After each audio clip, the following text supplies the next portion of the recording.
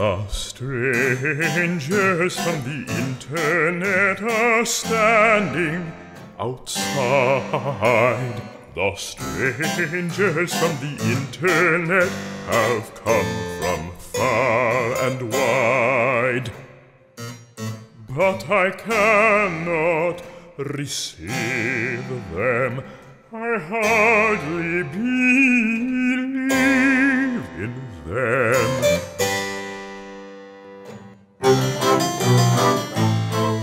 Hello, and welcome back to Shadow Yaddo. I'm Elena Richardson. Yaddo artists often talk of a kind of magic that happens here. Days expand, work flows, the brain buzzes, as if fed by some creative manna. But magic implies a supernatural force, a conjurer's trick, whereas the reality is a bit more prosaic. Yaddo's magic is simple. Granted time, space, and support, artists create their best work. The wonderful writer Elizabeth Strout expresses it well when she says, "Places like Yaddo don't just happen by magic. You put your trust and your resources into those whose work may not show up for years or may never show up. But you do it anyway, because you know that a society must value the arts, and what you are doing is an act of faith. The work created, then, is the real magic." Of course, we're coming through a year when most artists and writers had to pull a rabbit out of a hat, so to speak, if they were able to focus at all. Today, we've enlisted a few Yaddo artists who've come through extreme circumstances, pandemic included, to get their work out into the world. While what you see on the surface may be a great book to read or a fantastic meal to enjoy, behind the scenes were decades of grit, determination, and sometimes learning when and how to let go. After all, magic does call for belief. We'll be hearing from chef and writer Gabrielle Hamilton, who made the devastating decision to shutter her restaurant, Prune, a beloved eatery in Manhattan's East Village, just days before Governor Cuomo announced a lockdown. She'll be in conversation with my great pal Adam Platt, New York Magazine's restaurant critic and author of the memoir The Book of Eating. They'll talk about the tastes of summer and what the future might hold for New York City restaurants. But first, listen in as two writers who met at Yaddo in 2012 and have since become friends discuss life, work, and moving back home to write a book. Mark Binelli is the author of the novel Screamin' Jay Hawkins' All-Time Greatest Hits, as well as the nonfiction book Detroit City is the Place to Be. If you're a Rolling Stone reader, you'll recognize him from scores of cover stories on such luminaries as Jay-Z, Hillary Clinton, and Pope Francis, among others. Mark's chatting with Julian Rubenstein, another award-winning journalist and author of Ballad of the Whiskey Robber, named an instant classic by the Globe and Mail. Julian's new book, The Holly, 5 Bullets, 1 Gun, and the Struggle to Save an American Neighborhood, tells the story of Terrence Roberts, an influential anti-gang activist who was charged with shooting a man at a peace rally in Denver. The Holly is a gripping, multi-generational crime story that explores the fraught relationship of police, confidential informants, activists, gang members, and a community under siege. Here's Mark and Julian.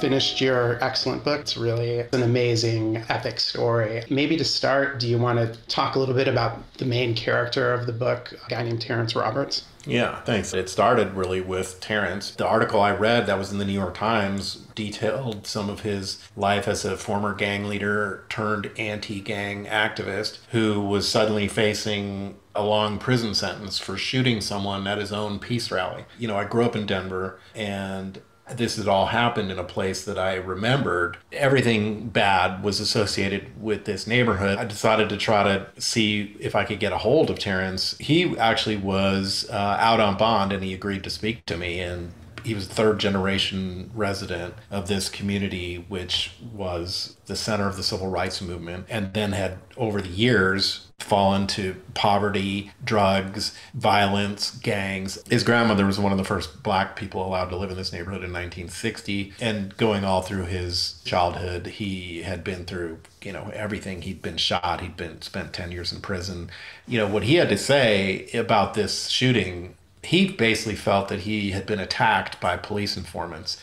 So it was enough right off the bat for me to say, this is something that I want to know more about. Well, and he's an immediate character. I mean, he fills up a room. The charisma just comes through immediately, and how he became a leader in the community. The more you get to know Terrence, the more complicated and twisted the whole story becomes. How did you approach this in terms of ascertaining what to believe? I mean, it was definitely a huge challenge because I'm, of course, on top of everything. I mean, I'm a white guy, and I didn't know how I was going to be accepted or looked at in the community. So first it was just being there, try to just hang around kind of as much as possible, meet as many people. What I ultimately had to do in the book, I had to go back 50 years because the echoes of the civil rights movement were so loud and strong in the whole story. And that's why the book, I call it The Holly. And that's colloquially how the neighborhood referred to basically Holly Square, which was originally where a resident was shot in 1968 that sparked the civil rights movement in Denver. It ultimately was where the Crips burned down the shopping center and was known as the original headquarters of Denver's First Bloods gang. And it held many, many secrets. I also had to get a real grip on that history. And once I did too, then also people I think really also appreciated how much I understood about the neighborhood. It did become as well an investigative reporting project. I was going through tons of court files, police records, any documentation I could get. I mean, I can say, without giving all of it away, it became clear to me at some point that Terrence had actually been attacked that day. And it was shocking that part of what did happen as well was that the people who attacked him moved into his office and ended up being appointed by the city as the city's new anti-gang activists. And these were gang leaders. You have a city that's pouring millions and millions of dollars into an anti-gang effort, and the person who's, facing life in prison is the peacekeeper, and the leaders of the gang are sitting pretty, getting paid to pose as anti-gang activists, while violence, by the way, kept rising and rising and rising. It's gone up every year. At any point did you feel like you were in too deep? There's a similarity between what you did for this book and the Detroit book I wrote. Similarly, I'd grown up in the Detroit area, moved back to write this book, and lived there for about 3 years. And there was a certain point in the process as a reporter, you have to sort of cut yourself off. For me, I felt like I just had to leave. I just had to tear myself away. I came back to New York and wrote a lot of it here. Similarly, you'd been living in New York. You ended up going back, staying at your mom's house for a while. Was it hard to give yourself enough breathing room to sort of actually step back and write the thing? Hugely hard. I just tried to at first think, okay, I can fly in and out, I can stay with my mom, and I can get this done without moving. Well, I ultimately realized I couldn't, and I moved back to Denver. Lived with my mom for a while and ended up staying in Denver because it was so consuming, definitely to the detriment at times because it was so intense. I felt like I was just on the pulse of all the violent crime in the city. It also was dangerous, and I had to go through this transition in my head to accept that. And I was so far in that there was just no turning back. One thing that was interesting in the writing of it, the reporting and the writing, you have to zoom all the way in and then come all the way out because, of course, you need some distance in order to tell the story in a way that's going to be palatable for readers who are just trying to grasp onto what is it and they're not inside of it. And when I turned the book into my editor, the one main comment he had was that I needed to rewrite the entirety of Act 3, which I was not very happy about, and at first didn't even agree with. That's not a note you really want to get. Yeah, I ultimately realized he was actually right. He's like, you need to get distance from this, and, you know... Well, and that's interesting, because in the prologue, you're briefly there, but then you pull back and you get this great micro-history of Black Denver. Then we get Terrence's life as well. It's very measured and cool, but you're also inside Terrence's head. It's very close to Terrence. In Act 3, you arrive in Denver and you're in it. First person is tricky in this kind of journalism. Like, how much of you do you want to be there? And I thought you balanced it exactly right. There's a kind of coy way of writing narrative nonfiction where you pretend that you're not there at all. That newspaper cliche of like, you know, you say a person present, you know, when it was clearly like you, the writer. People often go too far in the other direction and they take over the story, and you don't do that at all. It was a challenge to find the right balance, but after I guess completely misfired, basically, on my first try.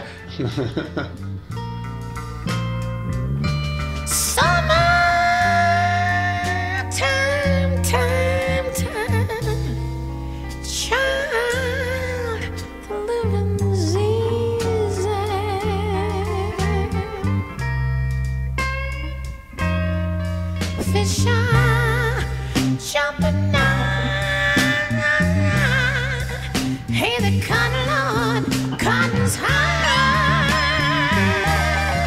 Lord's high. Your dollar's rich,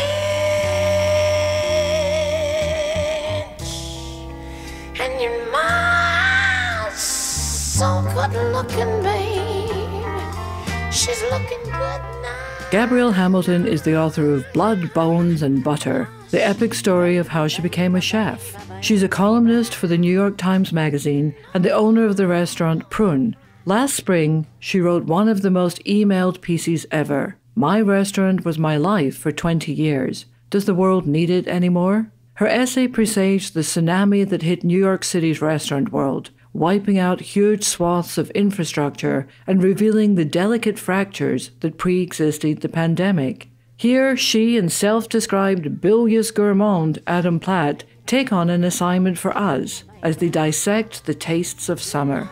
As you'll hear, they found a path from fresh corn and cocktails to nothing short of survival itself. Have a listen.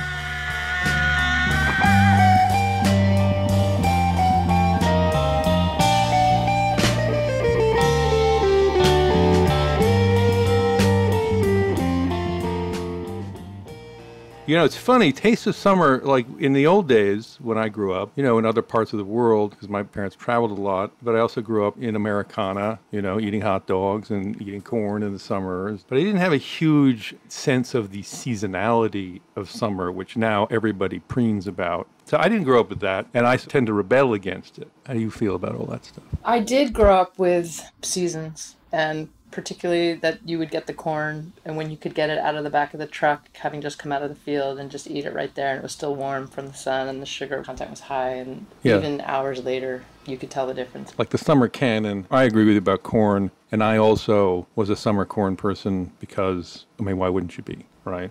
Yeah. This season, I think, is just... perhaps because of where we've been, I'm noticing them like the tastes of summer. I am really dead inside. My jokes, they were just coming spontaneously. I wasn't trying to make up jokes. I was like, the taste of summer, you mean like gin and tonic or Campari and soda. I noticed that they were all running toward the alcoholic and sort of like, I will eat, I don't care, a bologna sandwich at this time, but anything with a little fizz and refreshing, a little bitter, a little... aperitivo, yes, please. Yep, I have a little list, okay?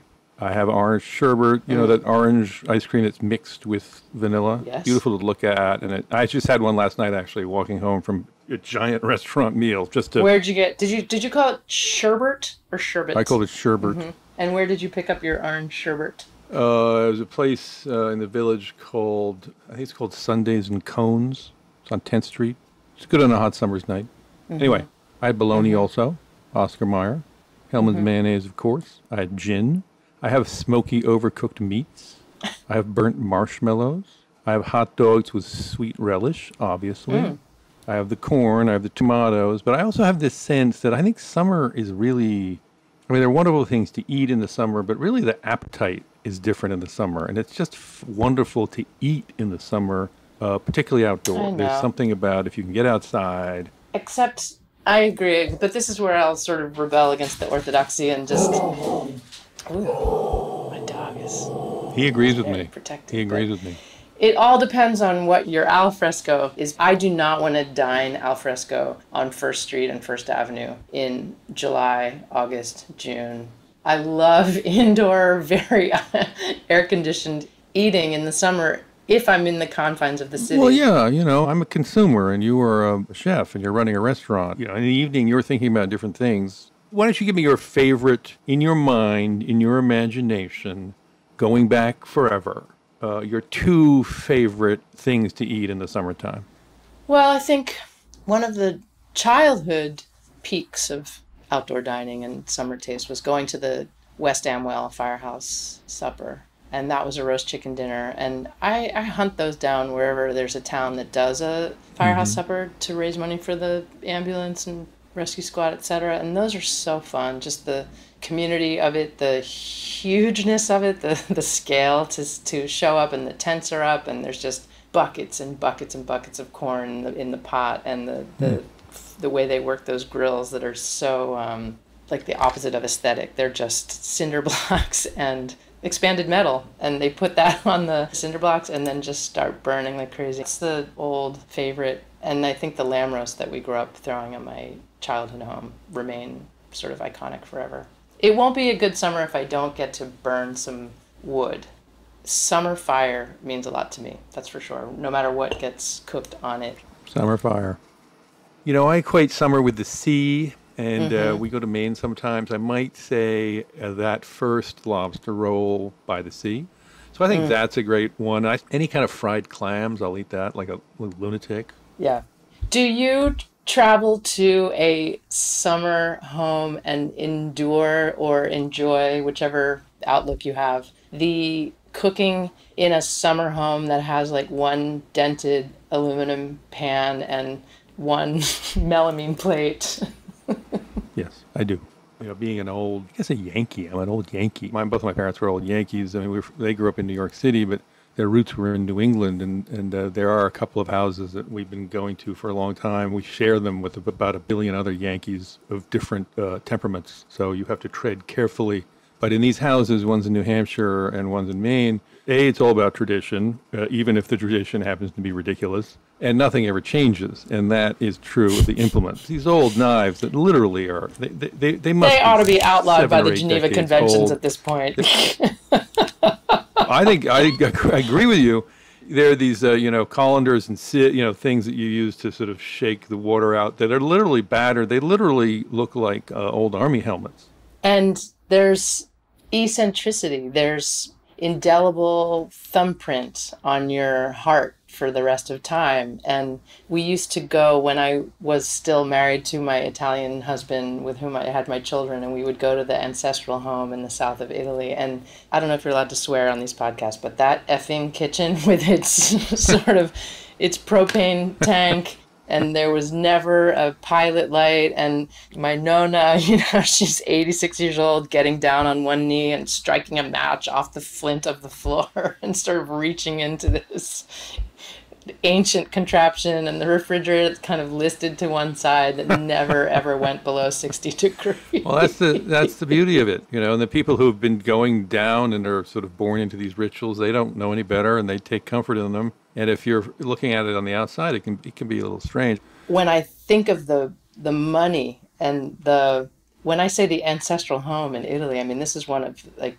each of the 7 children had one, and there was another one in Rome. And so I was like, hi, people, could we just get a freaking stove that might, like, not be a peril to my children should the water spill over? Or can you afford a new colander? Yeah, but I'm sure the food didn't taste bad. Come on, it was fantastic. It was the greatest time. Do we have any time to talk about the restaurant scene in the city and your latest views, the city being New York, and your views on how things are going? And are we on the verge of destruction, or is there hope on the horizon? And what are your plans for your great restaurant, Prune? Everyone's curious. Yeah. I'm kind of actually interested in what you're pointing to that I haven't unpacked and I don't understand yet. I am very interested to understand my and others, everyone I speak to be asked what we're doing feels invasive, and I don't know why. I can't locate why I want to be very quiet, and it's hard to explain. The reason that you are being asked by me and probably other people is that you've written so eloquently on the plight of the restaurants during this horrible time. So that's the reason, okay? Yes, and maybe that's part of my fear to speak, is that what I knew I was able to do in that essay was to describe who we had been and what we had become between, I mean, frankly, the end of the 20th century and the beginning of the 21st, which happens to just be the leap year, the cusp of my restaurant sign, if you will, in the astrology. So, but I don't have any sort of crystal ball of the future. I would say with an educated sort of guess, or as I look around with my extra wide open eyes and all my feelers trembling, that I sense that metaphorically, the debris of the tsunami is going to start washing up on our shores only now. And I sense that we as restaurant operators have pretty much sort of dragged ourselves up on our elbows, up onto the banks, and are, coughing the seawater out of our lungs and feeling like, we survived. We made it. We made it. And that right about now, we're about to get kicked in the teeth. And that it's already showing, and it'll be very unknown for a long time. I mean, my sense as an observer is, there are all sorts of metaphors you can use for COVID and not just the restaurant industry, but New York City and, in fact, the country and the world. But the one I would use, that I have used for the restaurant world in New York specifically, is that the restaurant world in New York is really this intricate marine reef, right? Teeming with the various sections and various, like there's the Midtown Reef, and then there's the one you inhabit, and there's the outer boroughs, and they've all grown up over time, and they have their own rituals. And, COVID just came through like the black tide and cleared it all away, right? One of the things I was trying to understand, even just this very morning, I was in Prune with the gates open and airing her out a bit and starting to think about her future. We did receive some restaurant relief fund money, and so it does, counterintuitively, it sort of allows me to stay closed for a minute while I still solve the problems that I was too busy sort of hyperventilating and in panic mode to even really have a focused brain on. But it was so fascinating. This woman was walking by, and she saw the gate up, and she waved in, and I waved back, and she was like, "Oh my God, I'm so happy to see you're reopening." And I waved. I've seen this woman pass by for the 20 years that I've been an owner of the restaurant. And I will tell you, that woman has never once in 20 years eaten at Prune. And she was on the phone as she was waving her goodwill to me, pumping her heart love into me at the restaurant. And on the phone, she said to whoever was on the other end, "Oh, sorry, I'm passing my favorite restaurant in New York City." And I was so bewildered and puzzled and amused and uplifted and also sort of stumped. I'm like, am I like a public utility?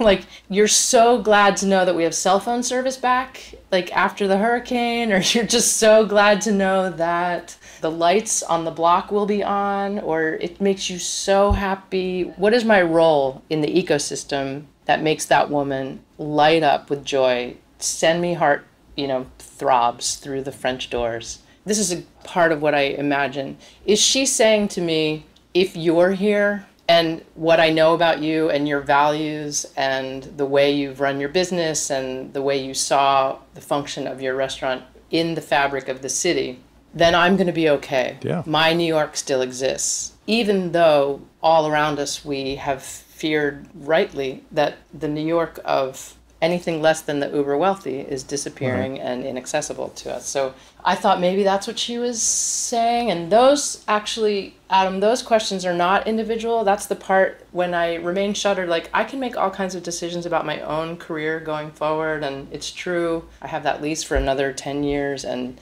I love to cook and clean, and I will. In that space, I really will. But the questions that I can't answer individually, I can't change rate of pay or like immigration policy. And those are things that as an industry, when we're going back to talking about the ecosystem that we all have in common, whether you're Danielle or Gabrielle, we didn't address as an industry. And those are what I refer to when we have dragged ourselves up onto the shores and we're going to reopen. And now you have a lot of like, well, what are we going to pay people? And what is the cost of a burger and a bloody combo? What I noticed the most that's kind of interesting at the moment is that what we are all doing is utilizing what we used to consider sort of crisis management skills or like hacks. So like it was obviously very common for us during regular life to have certain unbearable weekends or weeks where like, wait, what? The dishwasher called out? And like, what? Susie's having her baby like now? And you're kidding. On top of it, the GM is like their father died and they have to leave for a funeral right away. So, you know, there have always been these sort of vagaries that have come up during your regular restaurant life. And we have hacks for that. You just go, okay, so what we're going to do is we're going to limit our hours. We're going to limit our menu. We're going to run a 2-person line. And it's just so interesting to see now that we are doing that. You know, we're allowed to be open 7 days a week. The operating hours are allowed to go until midnight, if you will. And operators are using what we used to use in crisis as normal business. Like, yeah, we're open Thursday through Sunday. And we'll only be open for 4 hours. Well, you know, like you said, it's not just the restaurants. I think it's everybody. You dragged yourself up on the beach, and we'll see where we go. I happen to be optimistic over the long term. I think, you know, the energy and the sort of wellspring of hunger and of whatever you call it in New York City and everywhere else is great. And restaurants fill a great need. It can be really fun to sort of contemplate and see the idea of maybe not recovering what new things come. I know for myself, that's how I'm thinking. Like, I definitely will not reopen the Prune that I shuttered in 2020, but I'm very excited to be revisiting the restaurant that I opened in 99 and wondering how I might return to that. That energy, that possibility, that manageability. Well, and that can be really fun. Cheers to that. And cheers to the taste of summer. You're gonna rise up singing. You're gonna spread your wings, shout and take to the sky. Love the sky until the morning, honey. Nothing's going to harm you now. Na na na na na na na na na na na na na na. Na na na na na na na na na na na na na na na na. Na na na na na na na na na. Don't you cry. Thanks for tuning in. Big thanks to our producer, Christy Albano, sound engineer, CJ DeGenero, and to the artists who contributed music.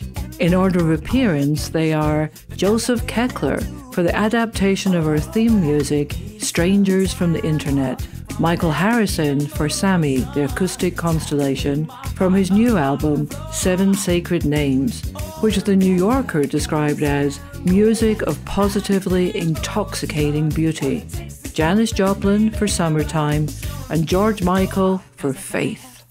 We'll see you for more Shadow Yaddo in a couple of weeks. In the meantime, I hope your summer produces a little magic of its own.